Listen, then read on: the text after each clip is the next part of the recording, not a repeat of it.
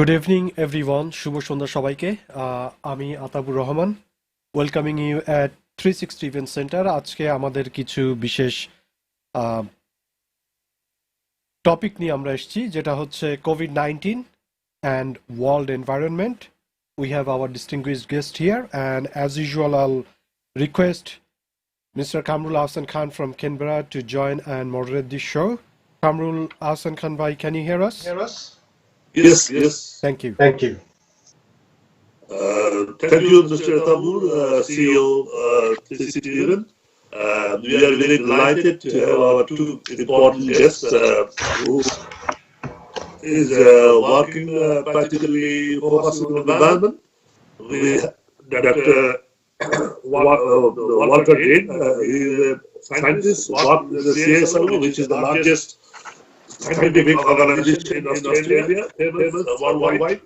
He worked with and he still continue working in the different areas, international body, climate change, international conference, and he has a lot of experience. And he's one of the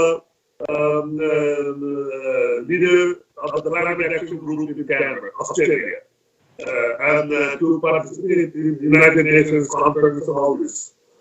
So he'll be one of the speakers, and I have another guest from Bangladesh Environment Network.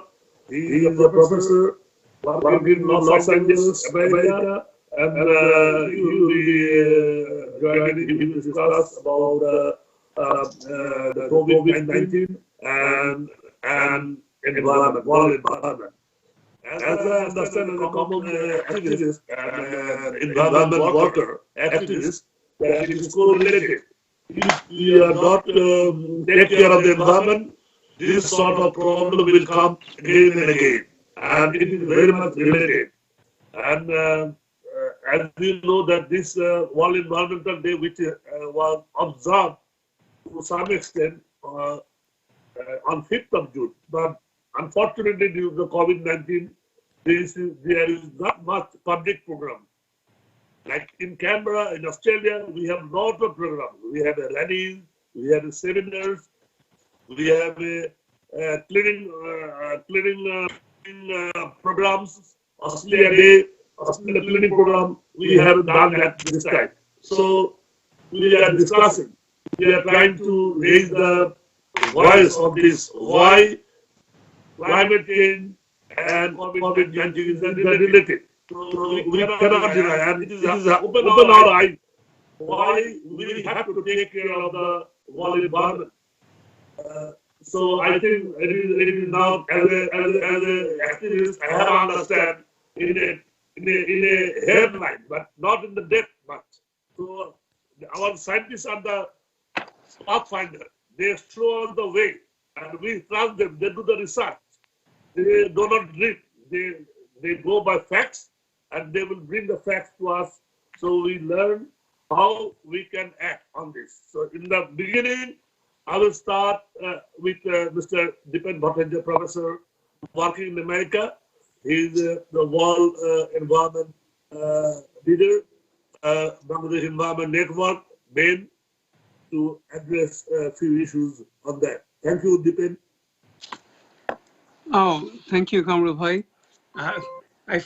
I must warn, if anybody is watching this, this show at all, that actually I'm not a leader, and Kamrul Ahsan Khan is the leader. And we have other people who are actually working can you see me fully in the, over there? But anyway. Yes. Let me just see.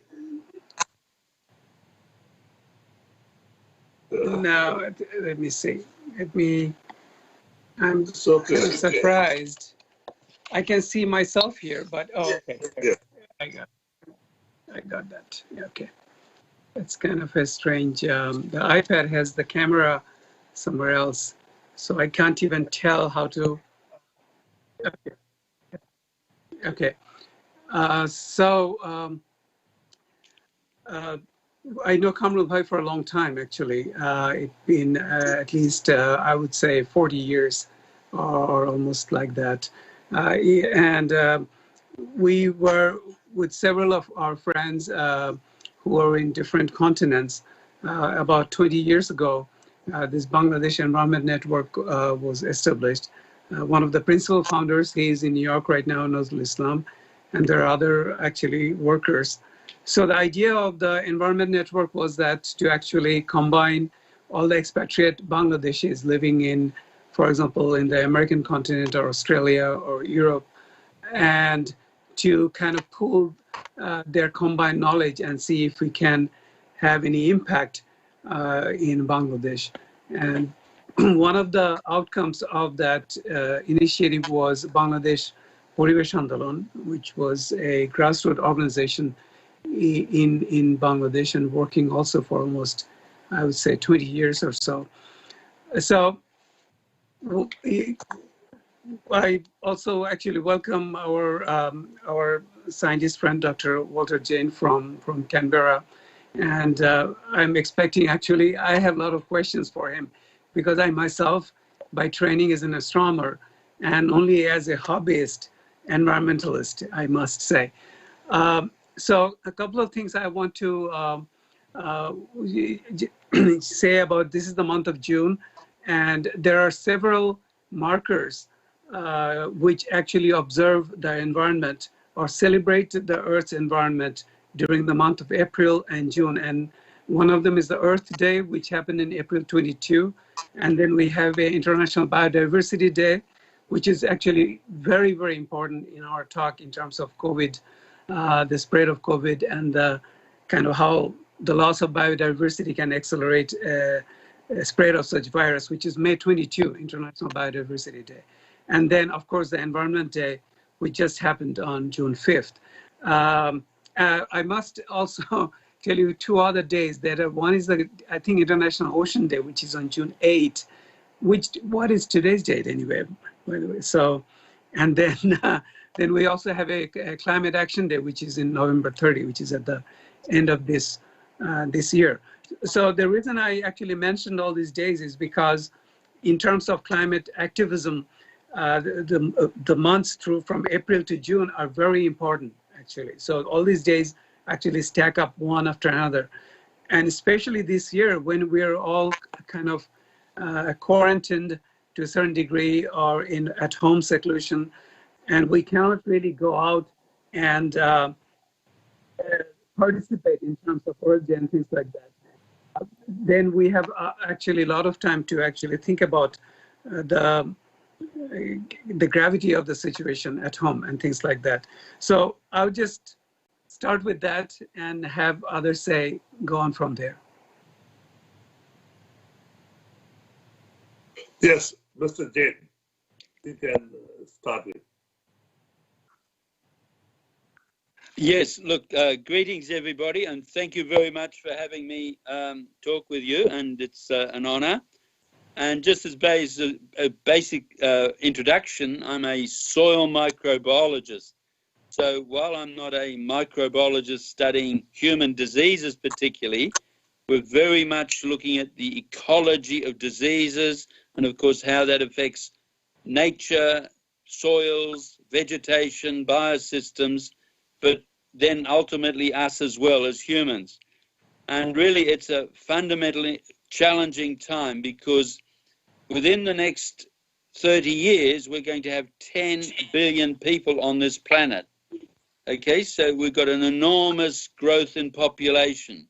And of course, the whole health of those people will depend on have they got enough water, enough food, and safe habitats. And of course, what this COVID pandemic is telling us that basically as we degrade the biosystems where the residual animals in the world are, we're going to come in interface with these animals and of course their diseases. And we're going to get more and more of these diseases happening. And of course, that risk is something that we have to manage. And the only way we can manage that risk and avoid some of these pandemic risks is actually what do we do about regenerating these healthy natural biosystems so that they can keep on functioning and that we don't actually interface with them so totally as we are now. So this whole idea of eating basically bushmeat, where we're really risking transferring viruses and diseases from those animals directly into our food chain, is extremely dangerous. So we've got to basically say, how do we separate that natural world and our food chain much more better, so that we don't have those risks. The other side of the equation is just as important. How do we actually get resilience? You know, how do we as a human, as an animal, become more resilient to these diseases? And again, that relates back to biosystems and the healthy soils, because if we have the right nutrition, if we eat food with the right nutrients, basically then we've got a much higher metabolic, biochemical resistance to disease than if we're actually stressed and malnourished. And so there's a very, very major factor in our human health. It comes from our nutrition, and the more quality food and nutritious food we have, the higher our resilience to these diseases. At the moment, of course, we've got COVID, and now, of course, everybody's looking to say, can we develop a vaccine? And of course, a vaccine, yes, if we can find one, is very valuable, but it's only one small part of a defense system. And in the case of COVID virus, or these coronavirus, a very, very uncertain and potentially weak defense, because these viruses mutate and change so rapidly that even if we design a vaccine for one particular COVID virus formulation, it can very rapidly evolve resilience and resistance to it. And of course, then we're back into that pandemic mode. So in the long run, the critical thing is, how do we minimize the risk by building more healthier, resilient biosystems that we don't have to interface with as much? So rebuilding nature and respecting that nature. And secondly, how do we reinforce our own nutrition, resilience, and health, so we have a much stronger physiological capacity to survive and avoid these diseases. And we can see that now, for example, that basically people get infected, but the young people who are a bit more resilient physiologically aren't getting, in a sense, affected as badly, whereas it's older people without that resilience that are more at risk of dying. So it's a major challenge, this virus, but the message behind it all is that we have to actually regenerate healthy biosystems, because only that is going to give us the water, the food, the safe habitats, the economies that we're going to need to keep 10 billion people healthy and alive on this planet by 2050. But that's by means of introduction, so let's have a discussion if that's what we want, and happy to sort of contribute and answer questions as they arise. Yes, I mean, it is important, and as an activist, I understand that as we are saying for the long time, that the biodiversity is threatened in Australia, everywhere in the world. And I can see everywhere there is a lot of disaster going on, bushfire, flood, tornado, tidal bore, all this going on. And now we understand, when the COVID-19 shake the whole world, we have understand it is due to the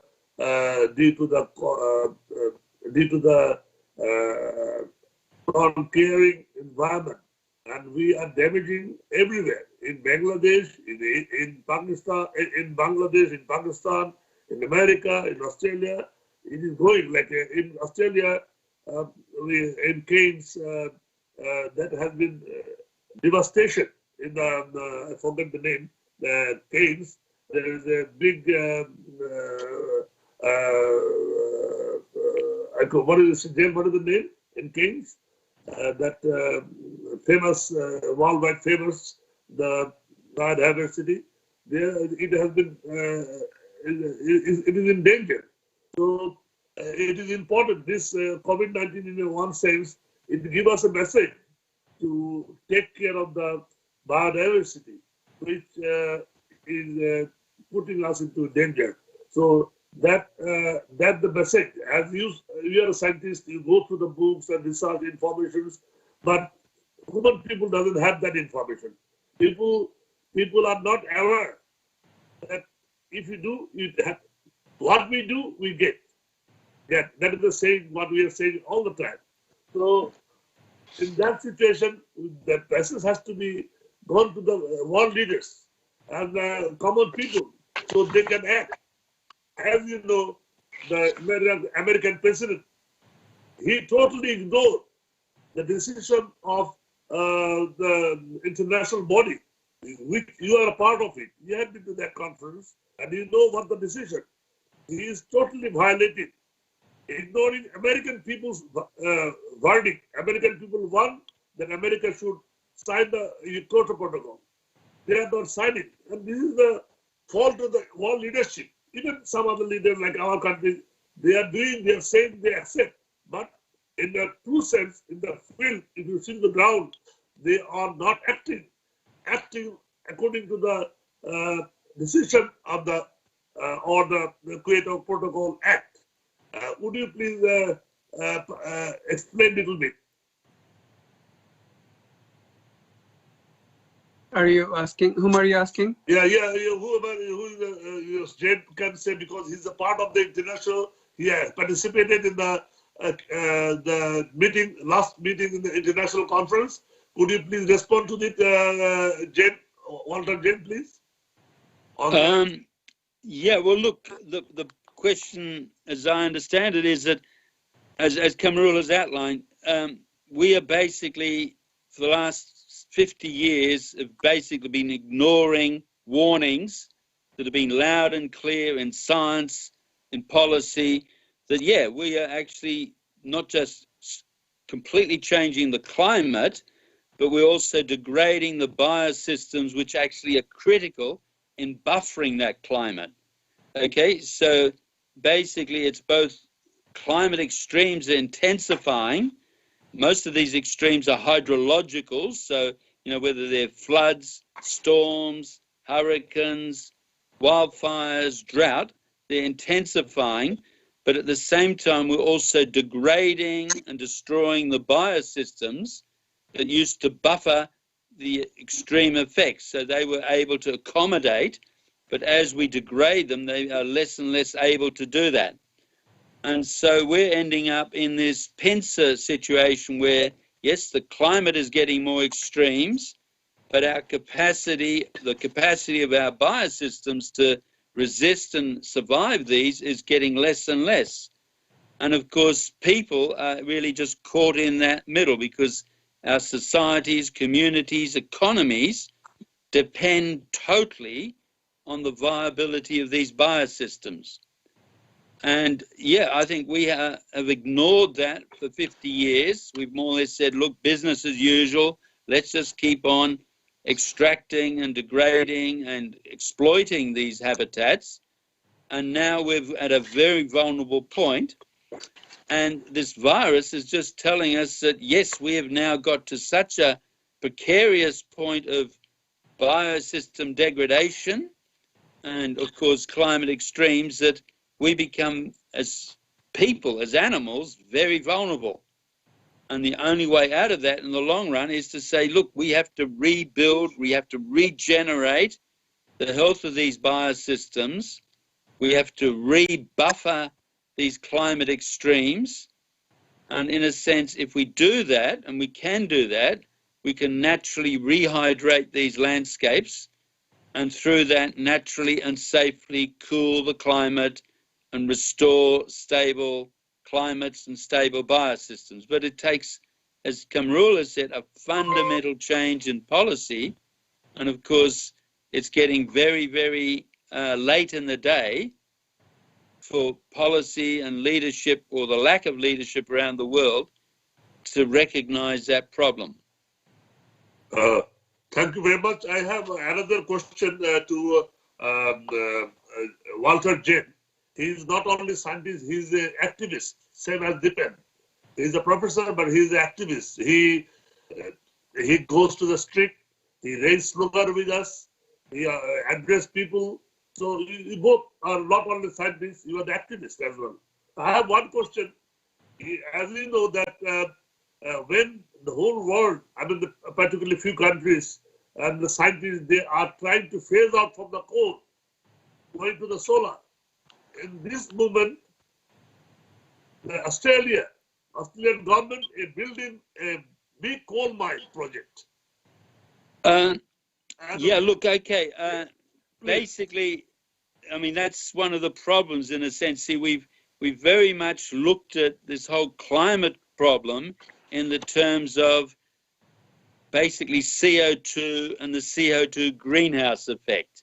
And so then we've said, okay, our solution is if we burn less fossil fuel, then somehow we escape this greenhouse effect and we escape climate change. But of course, it's completely, not completely, but it's largely, well, it's not false, but it's basically far too little, okay? Because the CO2 greenhouse effect only governs about 4% of the global heat dynamics. And this is where we can bring physics into the picture very invaluably. You see, basically the Earth is a planet, obviously, and it gets continually incident solar radiation from the sun. And to maintain a stable climate, it has to retransmit that same amount of energy back out to space to keep its constant temperature. And it's been doing that wonderfully successfully. Nature has for 4 billion years, but 95% of the processes that do that are driven by hydrological processes, water-based processes. So 95% of the heat dynamics of Earth is governed by hydrology. And about 4% is governed by the CO2 component of the greenhouse effect. So what we've been focusing on for 50 years is that 4%, and hoping that by reducing CO2 emissions, that will somehow stabilize the climate. Well, it's basically far, far too late, because that 4% hasn't got the capacity to offset the warming that we've imposed. And so now, as in nature, the only option we've got is to say, how do we restore some of these hydrological processes, these natural, safe hydrological processes, to offset that abnormal warming that we've induced? Now, that's possible, very practical, but we've got to, again, change mindsets to have that debate. But perhaps we can have some physics coming into this. I'll possibly, can I jump in? And I think that I have a number of questions just because you bring that 4%, the CO2. So let me come back to it a little bit later. I just wanted to say a couple of things because of the Biodiversity Day that happened, just a few weeks ago. So in terms of just the COVID, what I wanted to say was that it's now kind of, what we think is that it came from either bat through some kind of intermediary animal. And we are already looking at how deforestation has possibly enhanced the chances of jumping off this virus from the animal world to humans. It's called zoonotic transfer, right? So a couple of examples just of this, that one of the things that in Bangladesh, a Nipah virus, which is kind of deadly fatal virus. And I think the story of Nipah virus kind of what started in Indonesia or somewhere, where they were clearing up the lands for palm oil, either palm oil or rubber, I forget either one of them. And the bats, the natural habitats of the bats was there, and they actually flew from Indonesia to Malaysia and eventually spread across Southeast Asia. And that's a big problem. We know that they live in these palm trees, or they feed on these it's palm juice, actually, one of the things in Bangladesh, actually, khejuri rosh, date palm, sorry. It's a big problem. Similarly, H1N1 virus also kind of jumped in some ways through swine flu, through industrial animal farming. And industrial animal farming also a big anathema in modern world, actually, if you ask me. And it hasn't started in countries like Bangladesh or India in earnest yet, but definitely it's one of those things that actually can harbor something that is not dangerous to animals, but when it jumps to humans, another zoonotic transfer can be dangerous. So, and actually I was looking up some of the literature where they were saying that how you can divide up how the zoonotic transfer can occur.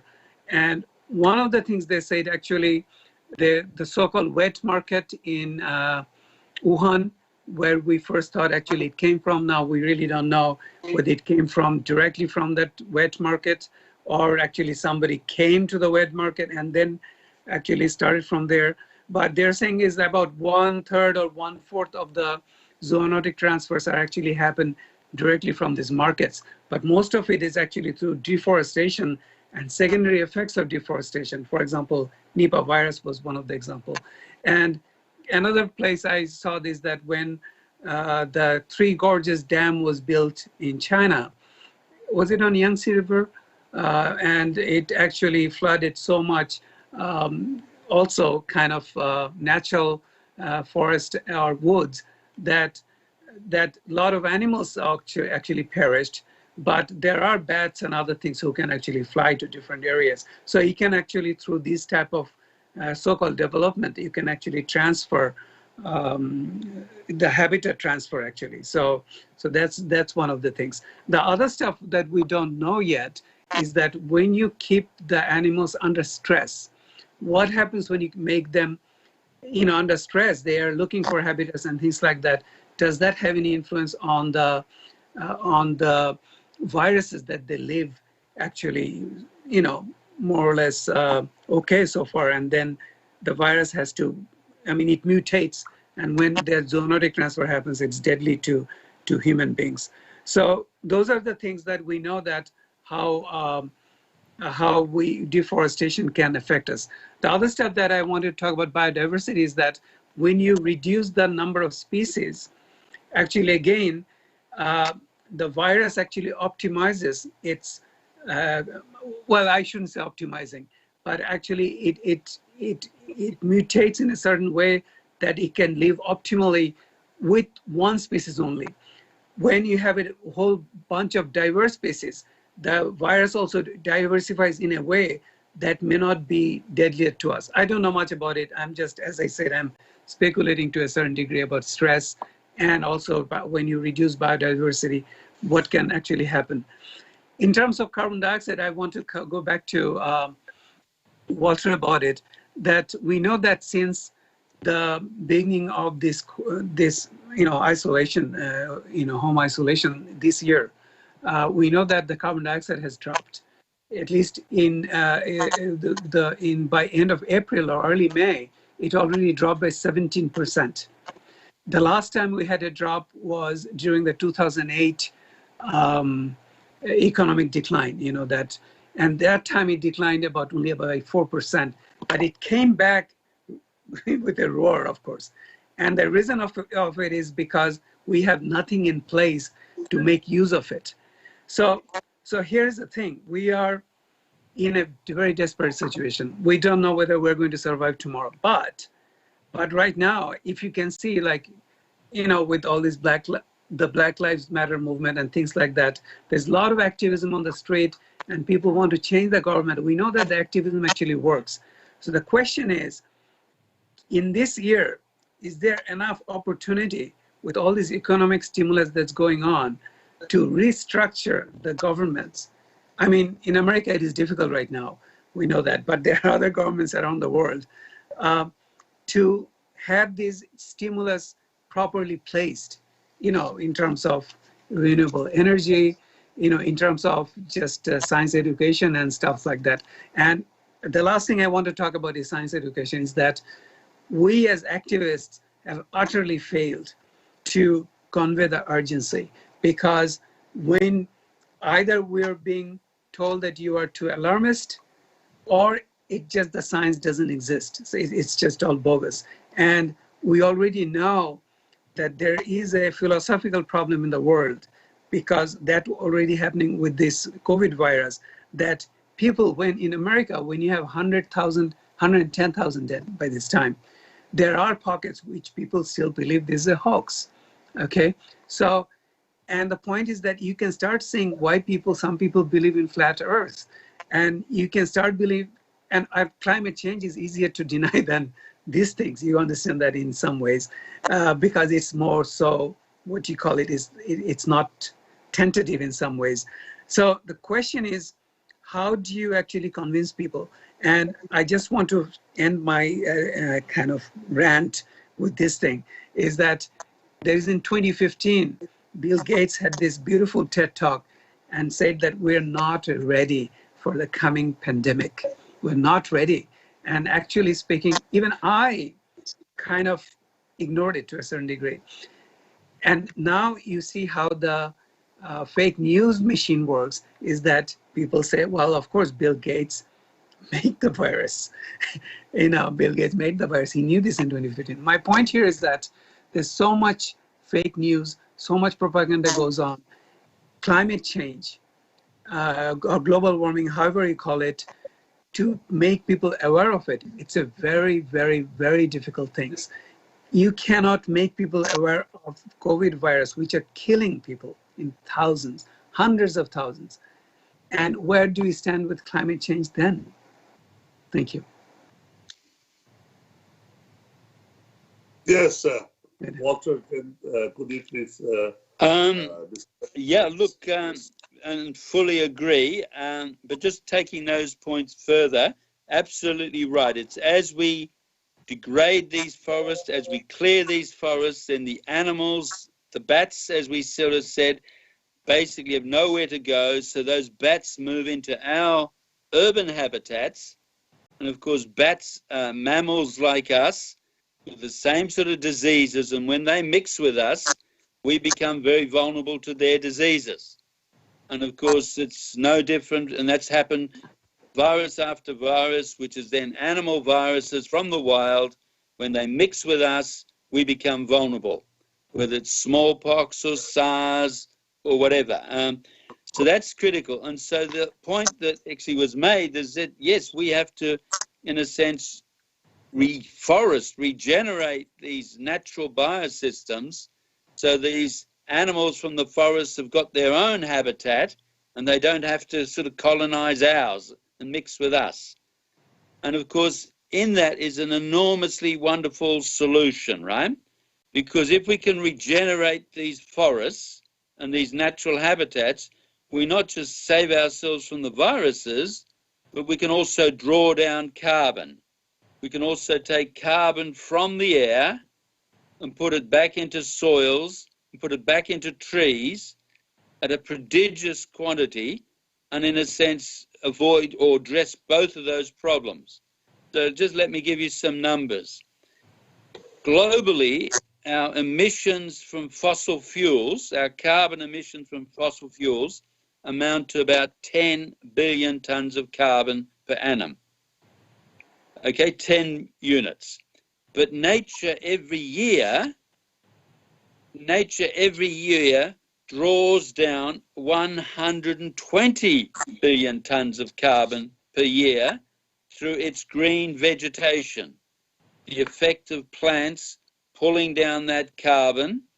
So there you are. Basically, it's 12 times the amount that basically we are emitting. So it's very simple logic, mathematics, that if we can expand and increase the area and the longevity of forests and green growth on this planet, we can not just draw down carbon, but we can also recreate the habitats so that these viruses and the animals that carry them aren't actually sort of impacting us in our urban environments. Okay, so the simple strategy of regenerating these green forests is, in a sense, critically valuable in helping us to avoid these viruses. But then it gets much better than that, because it's these green forests that transpire water from the earth back into the atmosphere. And in fact, they are nature's air conditioners. And it's these forests transpiring that basically transmit massive quantities of heat from the surface back into the air and then out to space, effectively cooling that landscape. Some 25% of the incident solar heat that we get from the sun is naturally retransmitted from the surface back into the air and then out to space through this evapotranspiration heat dynamic, this heat flux. And so basically just increasing that modestly can naturally and safely cool the planet. It's the physics is all there, and we can put all the equations and all the numbers and all that there. But it's that simple, that safe, that naturally direct. But we've got to, in a sense, embrace it. We've got to start seeing this whole planet and what we've done to it as a major, major crisis, and then say, how did nature actually create the balanced biosystems we rely on? How we impacted them? How can we regenerate them? And of course, by regenerating these forests, exactly that, we can not just avoid these pandemics, these virus diseases, but we can actually draw down the carbon, but we can also rehydrate the soils that allows in that transpiration and that natural cooling to occur. So it's that simple. We are very confident that, yes, nature's been doing that for millions of years, hundreds of millions of years to cool the planet, to regulate the temperature of the planet. But we've got to start saying, hey, when are we going to start being responsible and looking at what we've done and what we can do to restore it safely and naturally? Okay, thank you. Yeah, Dipen. I have a question. A question is that, Please. Even though the carbon dioxide actually occupies less than 1% of the Earth's atmosphere in some ways, but as a greenhouse gas and methane also, I mean, where do you stand in terms of, we always talk about reducing the carbon dioxide, and of course there is a direct correlation between, even through the ice ages, we can see it. Yes. That going up heat and carbon dioxide, they are, I don't know which comes first actually. Yeah, no, I agree. There's right? a lag. Right, there's like, so what you basically said, you emphasized the hydrological balance of it. Yeah. And actually the last thing that you just now actually you mentioned, and that very clearly says what you were thinking of. But in terms of just cutting CO2 emission, yes, purely, what's your stand on that? Well, look, it's again very clear, simple physics, but the Earth for the last 4 billion years has had a natural greenhouse effect. So rather than just retransmitting all that heat back out to space, it has basically trapped some of that heat, and that's been critical because that's kept the Earth 33 degrees centigrade warmer than it would otherwise be, and has allowed liquid oceans to stay on this planet for the last 4 billion years, and for life to evolve initially in the oceans and then it come onto land. Right. So that natural greenhouse effect, without that, we wouldn't be here. We'd just be like Venus or Mars. Right. Okay. And so when we have to look at that greenhouse effect, and we have to say, well, what have we done to the greenhouse effect? And it's very simple again. It's 3 factors that govern that. The first is, of course, how much heat is re-radiated from the Earth's surface. Okay, and the second factor is how much of that heat is being captured or absorbed by greenhouse gas molecules in the air. Right. And the dominant greenhouse gas molecule in the air is, in fact, water vapor. Okay. 80% of the greenhouse gas effect is from water vapor. Right. CO2 represents 11% of the greenhouse gas effect, and methane and nitrous oxide and some of the other carbon, polycarbon compounds represent about 9% collectively. But water vapor, which can occur at 50,000 parts per million in the air, is by far the dominant greenhouse gas compared to CO2, which started off at about 280 and is now about 410 parts per million.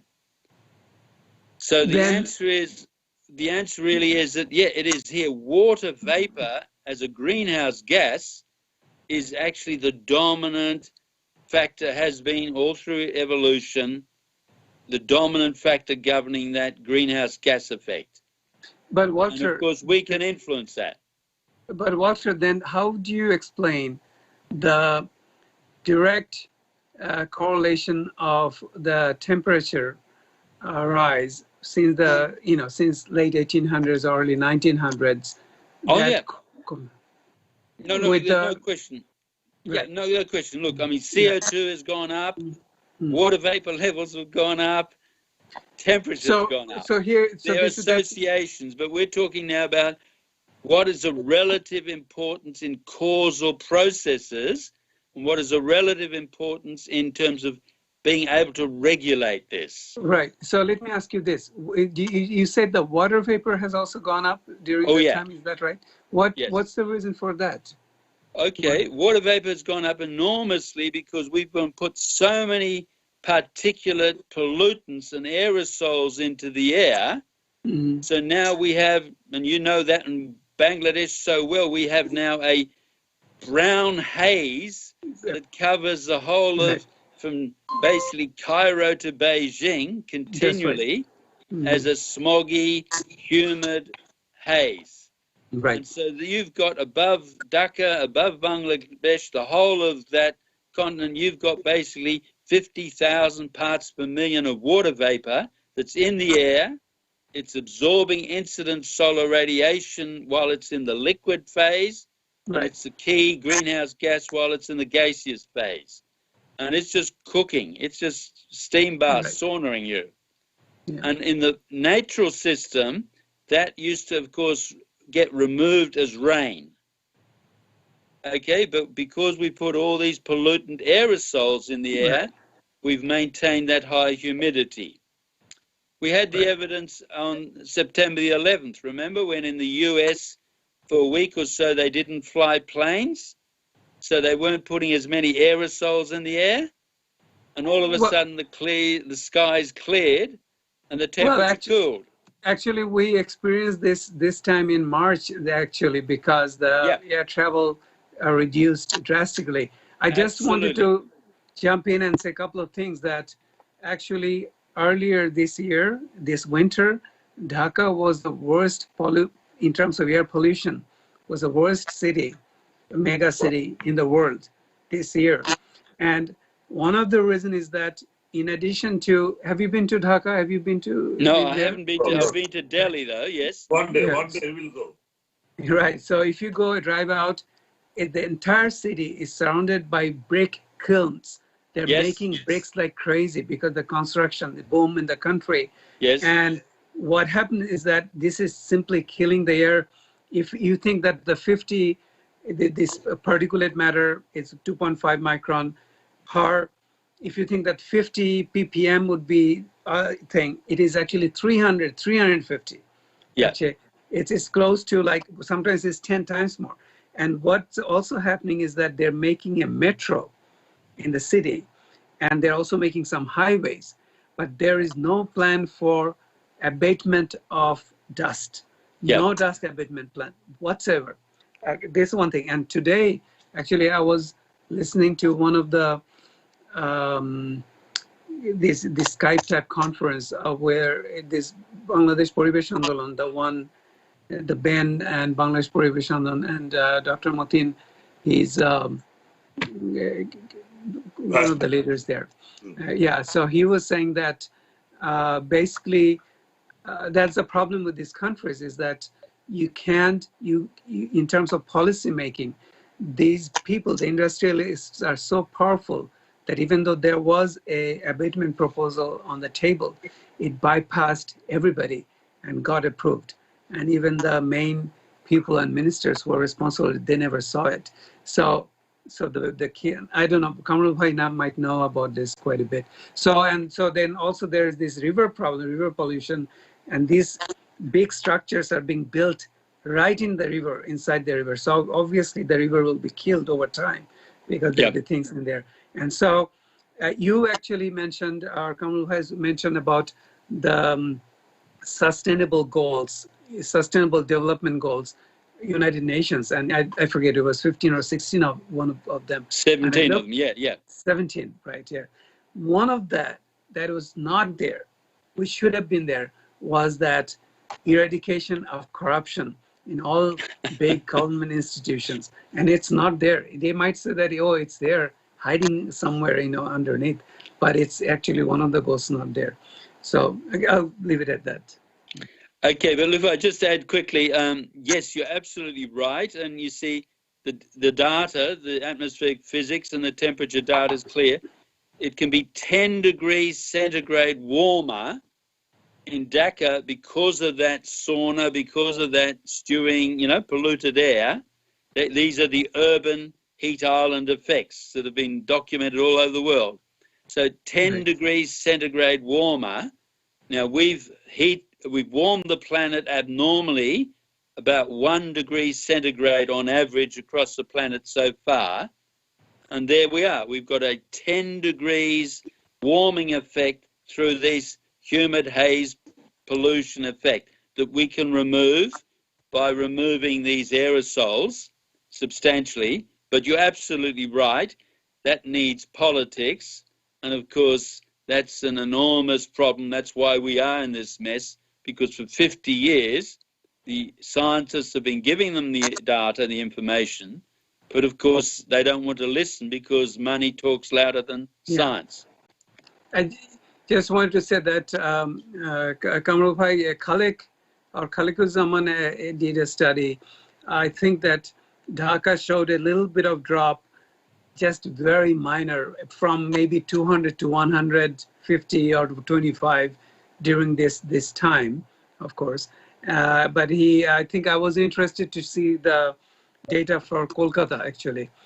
So he possibly has this. We might talk about this later. I was trying to compare between Dhaka and Calcutta, how the difference is. Yeah. The other thing is that there were some studies about how COVID might affect where air pollution is higher because you have lungs, there are lungs things and other stuff.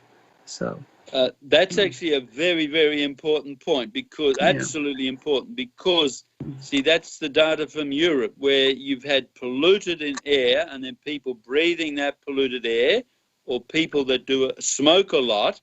And the data from Spain, from Italy, from Europe is very, very compelling that these people become more susceptible, and the death rate is very much higher amongst those people because of their basically disturbed, lung capacity and their pollution of the air that they breathe. So it has a major compounding multiplier effect, air pollution, and then these respiratory diseases. Right. Absolutely. So, thank you. We have discussed many issues. I just want to mention one thing. Like, as we know, I mentioned about earlier that, to avoid catastrophe, we are phasing out from the coal. But unfortunately, countries like Australia and other big countries are continuing their coal production.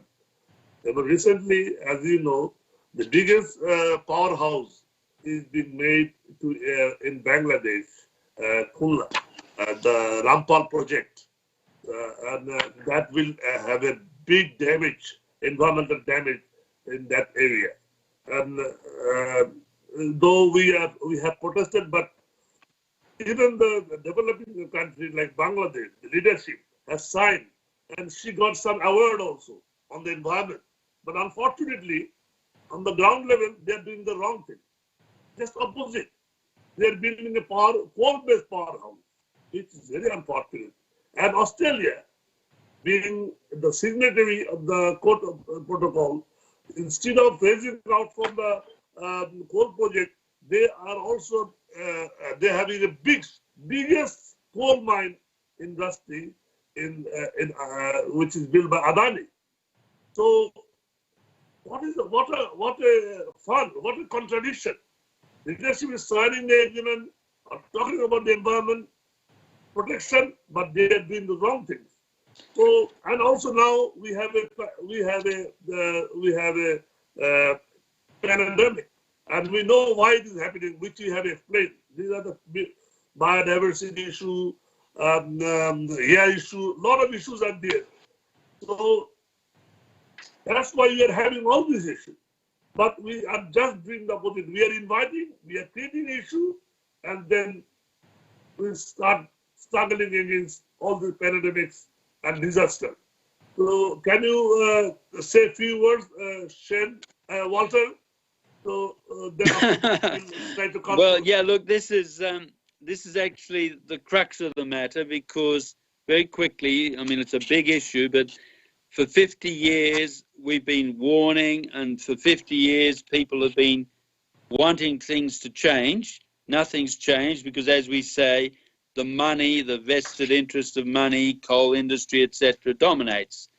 And I think the point is that we haven't got another 50 years just to talk, and to ask politicians. I think it's really a matter of what can civil society, what can people on the grassroots do? What can we do, each in our own villages or towns or communities?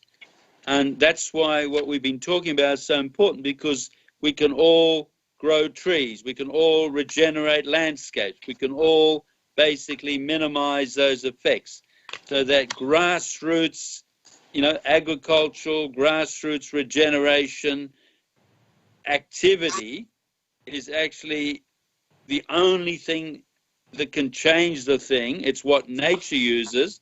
And I think now that we're at the tipping point where if we don't do that, we're not going to survive, because within a decade it's going to be, basically past it. So really it's that grassroots empowerment of regeneration, rebuilding resilient biosystems, and really the focus has to shift from just politics to actually grassroots regeneration activity everywhere. Every farmer, every community, urban agriculture, just empowering themselves through grassroots regenerative action. Yes, that's true. So thank you very much to explain. And actually, we have faced a lot of disasters throughout the world, and we know very well that what can bring this disaster, the climate change. Already we have a lot of crises, economic crisis, due to the war, due to the ill competition of arms nations, and we are in danger. If it goes like this, if there is a climate disaster, there will be a more war, there will be a more bad situation. As you know, the scientists have forecast. When there is a climate change, there will be a land which we lose. We lose people. There will be famine, and there will be, in case of famine and all these issues, economic crisis, recession, there will be a war between the countries. There will be a war in between the people, which is happening. There we can smell something. When something happened to India, Bangladesh get hot.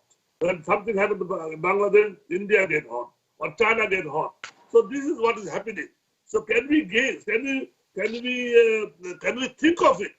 What will happen if things go like this and we lose control? Then that will be more bad than pandemic. Pandemic, we are trying. Even then we are tired and we have almost lose the control. But what happens if there is a serious famine and we lose the land and people? then there will be more disaster. So can you, Dr. Dipen, please, can you say something on it, please? Well, I mean, it's hard for me to say anything about it because this is already the economists and sociologists are commenting on it in a sense that the world, the structure as we have it through the globalization over the last 30 years or so is not sustainable. And you can see what's happening even in America. The people who died, actually, most of them comes from very disadvantaged social positions. And so, and actually speaking, if you asked me in January, what would happen to America if coronavirus came, I could have told you this already, because the health system is not geared to people and it will collapse, and it did. And so going back to it, first of all, whether this entire thing is sustainable or not, the way we are operating right now. So if you are a very wise statesman and you are surrounded by good politicians, good advisors, you already know what the next step should be. It cannot be business as usual. I have this, unfortunately, I'm quite skeptic, and I think that if within 2 years things get back to what we were in 2019, we even can get back to business as usual. One of the examples was that Spanish flu of 1918. Even though we know everything very quickly, during Spanish flu, they didn't know that people are dying in another part of the world and you are dying here. But you can see that didn't really make any difference in the long run, I think. So the one thing is that if you have a government which is wise, they're already thinking what they can do to come out of it and restructure it. Just to give you an example of Bangladesh health system, I mean, it's such a disaster. And you can't show the graphs over here, but if you look at the daily death rate right now in Bangladesh, it is really exponentially increasing. And this came later. Everybody thought, oh, we dodged a bullet in the month of February and March, when it really didn't start in earnest. People in Bangladesh thought that they simply dodged the bullet. It's sorry about dog, but so what happened is that, but it didn't, and the health system is, even as Kamrul bhai, we were talking about this earlier, that even if you have money, you can't buy it. That's what happened. I mean, if you are a minister, maybe you can, but other than that, you have no chance. And some people are trying to actually charter plane and escape the country, which is really it's almost like a novel, a very tragic story unfolding itself right now. We all have our, we four here in not in Bangladesh, but the point is that our relatives, our friends are really in dire straits right now. So you have to do something about it. This goes back to my point about that SDG. One of the things, Sustainable Development Goals, would have been the corruption, and actually why the health system was not in place, why the pollution markers are not being, mitigated. All this stuff are related to this, to have a government which is transparent and also with people's participation. And this is what you call it, it's a calling actually, or it's a bell tolling, that you make the policies right now which will benefit everybody. This virus is telling us that you cannot escape. Even if you have money, you cannot escape. So you have to have something that benefits everybody. Something that benefits everybody will benefit you also. So as I said, that I cannot talk about restructuring, how you're going to do the restructuring, other stuff. But I must, now that Kamrul bhai and Walter over here, I would go back and again harp on this thing, that we have failed in communicating this urgency. And I am afraid that once this crisis will be over, whoever survives this crisis, they will go back to the business usual without this restructuring happening. look at this Wall Street. Despite everything that is happening, Wall Street should go down to zero. No, it dropped and it is coming back again because maybe there are some pharmaceutical industries and other stuff, promising vaccine or whatever it is. The point is that it doesn't make any sense that why Wall Street would even come up. So the point is that there's so much disconnect. As a human society, we kind of failed each other. Obviously, we can say that. So in any way, I would just say that the restructuring should be there. I don't know how that would be, but as our climate activist, we can focus on something that would be when the money will be given out, a major portion of the money should go into mitigating climate, increasing biodiversity, increasing the education in environment, and also fixing our healthcare system, in addition to employment and other stuff, of course. But I'm just saying a few of these things should be there. Thank you. Thank you, Dr. Yes, Dipen. Walter, can you say something on it? Well, look, yeah, just in concluding, I mean, I fully agree. I suppose I'm a little bit more optimistic, you see, because the answer is, as Wall Street is telling us, they are not the solution. They haven't even listened. They haven't even seen it. They still think that business as usual will start again. And of course, it won't. It'll just go further down. And the only thing that can change it is to actually say, no, it's the grassroots empowerment of people realizing, no, we need to build resilient biosystems. We need to build, in a sense, natural, safe cooling systems. And of course, the beautiful thing is we can do both simply, naturally, practically by regenerating our agricultural land, regenerating our forest, because then we both have the water, the food, the cooling, the biosystems, the resilience, all those things that we depend on. That's in a sense what nature did to create the biosystems that we're destroying, Yes. that we evolved in. And so nature's got this elegant, simple solution. And of course, it's happening all around the world. It's also happening next door to you in Andhra Pradesh, for example, where basically Vijay Kumar is then leading hundreds of thousands of poor farmers in a zero budget natural farming agenda where they're basically regreening, reforesting and revitalizing their agriculture with minimal inputs naturally, and it's extremely successful. And of course, in doing that, they're actually creating more resilient habitats, cooler habitats, and of course, providing the water, the food. But this is not politics. This is just grassroots, local action, local empowerment. And really, it's up to all of us because, quite frankly, we've had 50 years of talking to the politicians. We've just heard that Wall Street's not listening. And so there's no point in going back to them and asking them yet again. It's a matter of just, can we have social action, grassroots regeneration, and then rebuilding these cooler habitats. And within months, you've got, 5 degrees, 10 degrees cooling, and water and food. Yes. One question came here in the message box. It's the summary is like this, that the recycle for the environment, the recycle option. So it's saying in the poor countries, the people, they do more recycle. They don't use much bottled water, or they'll be using their stuff again and again.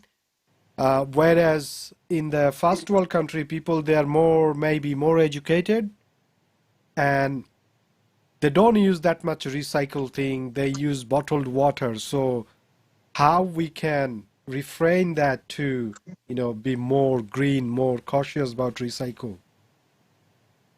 Right. If I just answer that, and the world isn't fair and it's unjust. But the fact is that don't worry about the injustice, just worry about the resilience. If you're basically recycling, if you're building resilient gardens, if you're basically restoring healthy soils that can infiltrate, retain, keep water there for longer, keep productivities growing for longer, you're going to benefit because you're going to be healthier and you're going to survive. And those people reliant on bottled water at the end of the day will collapse. President Roosevelt, US president, said it all in the Dust Bowl. A nation that destroys its soil destroys itself. And that's what we're seeing now. And in the next decade, 10 years, if we don't wake up, if we don't wake up and say, hey, we've got to change, as Kamrul says, the whole thing is finished. The whole system's collapsed. Archaeology and history is full of civilizations that have collapsed. Yeah. Full of, Jared Diamond, there's civilization after civilization have collapsed. The only ones that have survived because they've managed the regeneration of their biosystems through these natural regenerative soil hydrological processes. So it's unjust, but at the end of the day, it's not about justice, it's about surviving. And actually those people who are conserving and recycling, they're in a much better position to survive than the others. If I just jump in a little bit, I think that the question assumes that in the developing countries, the recycling is not necessary because people are not consuming bottled water. Actually, the scene is drastically changing over the last 10, 15 years, drastically. If you go to Dhaka, if you take a train from, let's say, Mymensingh to Dhaka, whatever it is, you literally see the liters of plastic bottles on both sides of the road.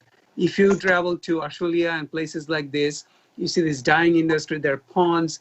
It's right by the roadside. The ponds are just red colored or blue colored or green colored because it's right there, and the plastic polythene bags and plastic bottles are everywhere. And the point is that this irony of the situation is that the plastic bottle water has actually contributed to the health. I'm not actually denying it. The problem, of course, is that in the earlier days, even when you have, we used to drink tea from earthenware. It's a mati with the chakawa. So the point is that, and those days are gone. Those are very wonderful. If you have gone to India, and you might have seen that they used to use earthenware teacups, and you drink and you throw it away. It just breaks stuff, like it's nothing pollutes anything. And going back to this corruption problem. There was 20 years ago, was it, Kamrul Bhai? There was the polythene plastic ban was yes. 15 years, 20 years. And actually, I was just listening to one of these BAPA, Zoom meeting, and they were basically saying that they don't even remember that ban was, it was a law or whatever it is, act, and the people in charge, they don't even remember this stuff anymore. So the point is that this thing is a major problem right now in countries like Bangladesh also, because globalization has changed everything. Look at this thing. How much time it took for the power to come to countries like this. Electricity, I'm talking about. 50 years on that, the gap was like that. Telephone, also 20, 35, 50 years. This thing came couple of years, the cell phone. It didn't take much. Smartphone, everybody uses. So there was a jump. That jump happened, and not necessarily that jump is always good. That's a problem. So recycling needs to be done even in those countries, even more than I would say in developed countries, especially countries like Bangladesh, where space is a scarcity. You have, and urban planning is non-existent. The Ashulia, the factories are right next to the city, and that by itself is a big city now, which holds millions of people. So again, I'm sorry. I don't want to end this on a pessimistic note. And I want to actually, what Walter said, want to finish this with that we will actually conquer this, but we have to be mindful about it. That's all I'm saying. Yes, yes. Thank you, Dipen. You have gone a lot of, touched a lot of points. We have run almost about 1.5 hours. I think the listener will be tired maybe, but it is very, very important information you have provided us. And being a very important person, you have managed time for us to share this experience and resources. And I think we should understand. I was attending 2 programs the last year. The movement of act on facts. Walter might know it. We have a big gathering in the Parliament. The scientists and education, it happened all over the world. Act on facts. We will not do anything without facts. So fact is there. The scientists, the people, the common, even at the ground level, people have learned that what happened, what we do, what we get. That is the reality we have. So we have to act on facts. And accordingly, we must take our way, take our path, what we do to save the world, to save the environment. So in this context, I will rather say people all over the world, including Bangladesh, should act on facts. No dreaming, no assumption. We should act on facts. What we have, what Walter Jen provided us, what Dipen provided us, and there are more big scientists. Most of the majority of the scientists are very united. They have focused what is going to happen. So we must listen to them. The leadership, different leadership, either it's a third world country or first world country, doesn't matter. They should listen to the scientists, listen to the people, what they have to do. This is very, very important thing. And I want to say that I have a really honor that we have a Walter Jen. I have a good relationship with Walter Jen for a long, long time. We had been working together. And he's the person who knows much better than me the land and the soil of Bangladesh and India, more than me in fact. He can tell you a few names of rivers. Where does it go? What is the situation? He can tell about Sundarban, everything. He is such a resourceful person. He lives a very simple life, but he gone through all this information, and he is our asset. He is our good friend. I really congratulate him, and I hope in the future Walter contribute us, and I am sure though the Prime Minister in Bangladesh, I mean, he's doing some good job, but unfortunately, in case of Sundarban, she is not supporting us. We are against the power plant in Khulna, Rampal. It is a big issue. The whole common people are protesting, but she is doing this, unfortunately. So I think you will agree and you will say, if you have a chance to raise this voice as a scientist, you are not a politician. I was in politics, I had been jailed, I fought for the liberation war. But you are a simple scientist. But you have viewed earlier to me that it should not be. There should not be any big power plant which can damage Sundarban. You might know, you can tell a few words actually. The Sundarban is our protection to some extent, the best, that it save us from the tornado, tidal war, and all this calamity. So can you tell me a few words, please? So people of Bangladesh, particularly the Prime Minister and other his associates with this project, can understand what she is doing. Thank you. Walter. Yeah, look, sorry, I didn't get exactly what, just mention what was the key question you had? Yeah, the power project, the power plant, the biggest power plants. Okay. It is happening in the in Sundarban, where the Australian coal will be used. The most of the coal will go to there, and that will they run the power plant. Yes. Well, look, Kamrul, I don't have the specific data on that particular project. But again, coming into our bigger discussion, you see the answer, it's a bit like recycling, that important question on recycling. If we don't need the power, we don't have to generate it. So if we have the efficiency, see the biggest thing we can do is to say, look, we can limit the need for power by doing things more efficiently, by redesigning things. So we can reduce. I mean, we've got this in this COVID environment, right? We don't need all that cars. We can work from home. We don't need the commuting. There's so much that we don't need. And if we basically rationalize our needs and just say, well, what's essential, then we don't have to have that supply response because our demand is so much lower. But look, each project, I mean, I can't answer specifically because I don't have the details on that, but all the time it's a case of rather than our linear, extractive, we're mining, we're using, we're polluting, can we actually rationally limit our needs through efficiencies, through recycling, and really just saying, okay, we can do more with less. Yes, yes. Thank you very much. I mean, yes, I will provide information. I think you, as a scientist, you impartially have some opinion on this, but it is well discussed at the moment, nationally, internationally.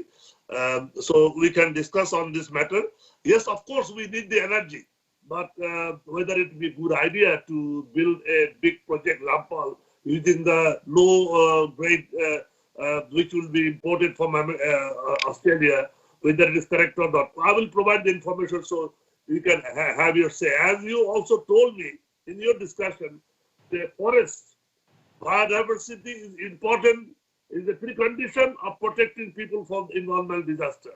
In that situation, I'm telling you, whether because this ultimately this project will hamper Sundarban, because it always, even in the last what Dipen was saying, that we have lot of disaster tidal in that area, and it is Sundarban. Recently we have, I forget the name of the tornado. Amphan. Huh? It's called Amphan. Amphan, and it is Sundarban which protected us. Yes. So in that case, we thought that with the common sense and information with that, this we should not do anything which will damage like the Sundarban. Like Amazon, you know, there is a burn, there is a bushfire, and a lot of land has gone, forest has gone. So these sort of things, we are very concerned about it. I hope that you and other scientists will have something. Yes.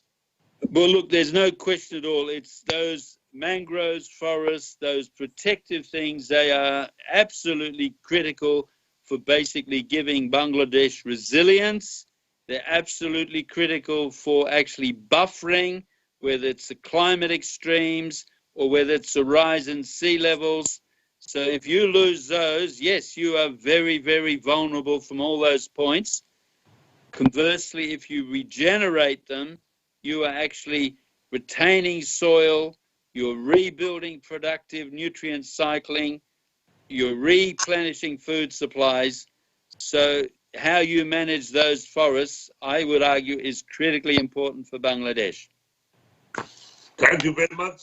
We have discussed, it is actually it is an academic sort of discussion.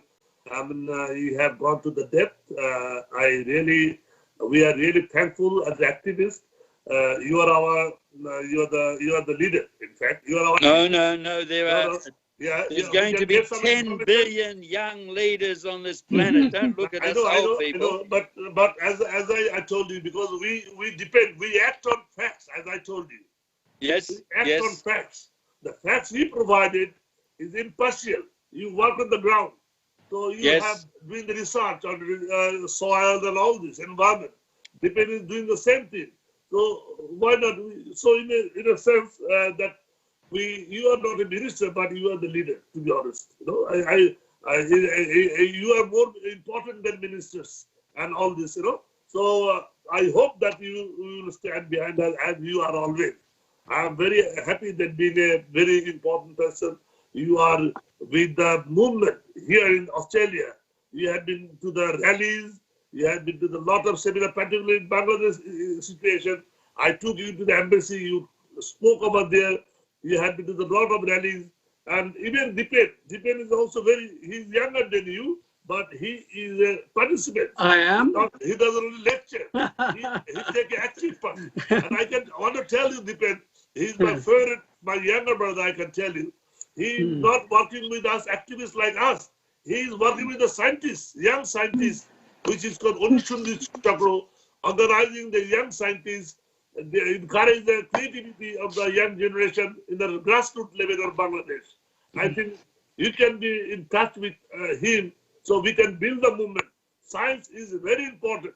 Science is very important, and we have to educate the younger generation to understand the basic science so we can have a safer world.